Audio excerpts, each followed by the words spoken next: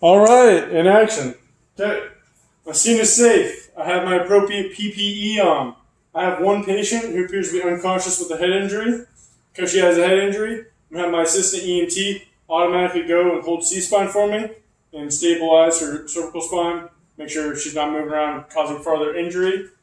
She is unconscious, so I'm going to go ahead and request ALS, one patient, like I said. And moving down from there, we're going to check our XABCs. So I'm looking for any type of extenuating hemorrhage, any type of extra bleeding, like that could be a life threat that I see, any type of like arterial bleeding. I don't see any of that present.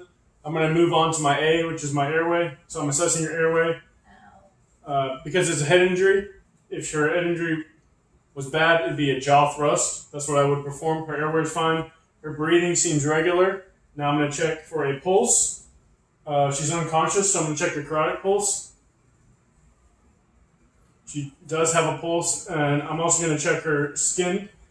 When I'm checking that, it's warm and pink. It seems nothing out of the unusual. It's not cyanotic, but she doesn't have cyanosis. Seems normal. I'm going to make my decision to transport now because she is unconscious. Ma'am, can you hear me? Ma'am. Wow. So she's responding to painful stimuli. So I would transport her because she is unconscious.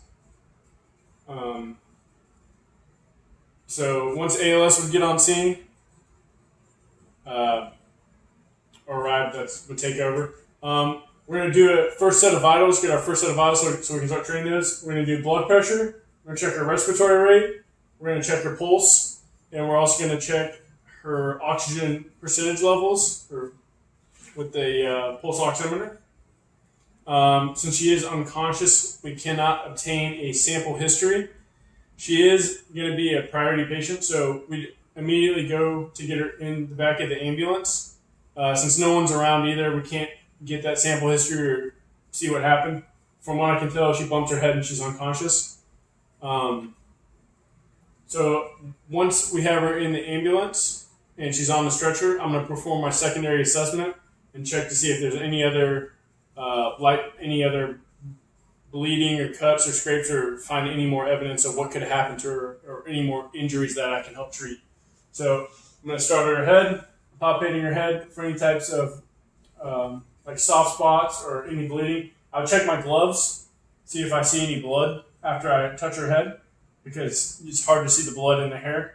I would move down. I'm going to check her eyes, lift up her eyes. Her pupils do seem to be normal. I'll check her ears and nose for CSF. I'm going to check her mouth. Then I'm going to move down to the neck. I'm going to check her cervical spine, make sure it's still good and in line, because it was a head injury. I still have my assistant EMT holding C-spine.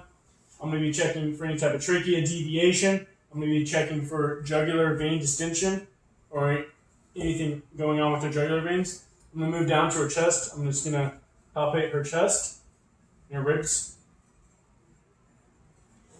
Then I move down to the stomach.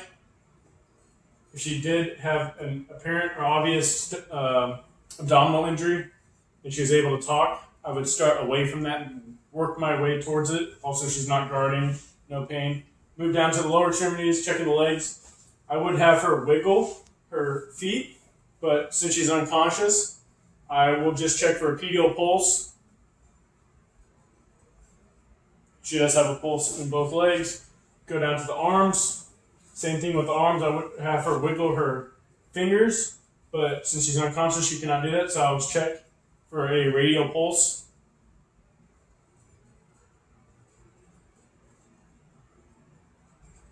She does appear to have a radial pulse.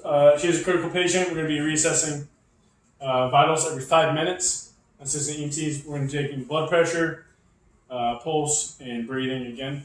And I'm going to go ahead and we're going to roll her over at the same time, holding C-spine, roll over and check her back just real quick. Normally I do this when we're rolling her onto the backboard. So we're going to roll. So I'm just going to feel down her spine, looking for any deformities or obvious injuries that I can see. I'll check the back of her shirt. No injuries. So we're going to keep reassessing this patient every 5 minutes, treating vitals, and we're going to transport her to a trauma center. If ALS can't beat us or meet us on the way, we're just going to continue transporting. If as long as, or would transfer to ALS if it won't delay our overall time to get to the hospital. And that completes the trauma assessment.